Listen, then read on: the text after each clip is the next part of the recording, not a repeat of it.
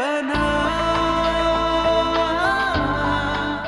Come on यार, सिर्फ 5 minute की बात है और काश मैं आपको बता सकती, मैंने किसी को अपनी रूह में बसा लिया। घर में और भी तो लोग होंगे जो गेस्ट को अटेंड कर सकते हैं। देखिए देखिए, घर में एक गेस्ट है, मैं कहीं नहीं जा सकती। आप प्लीज मुझे जल्दी बताएं क्या बात है।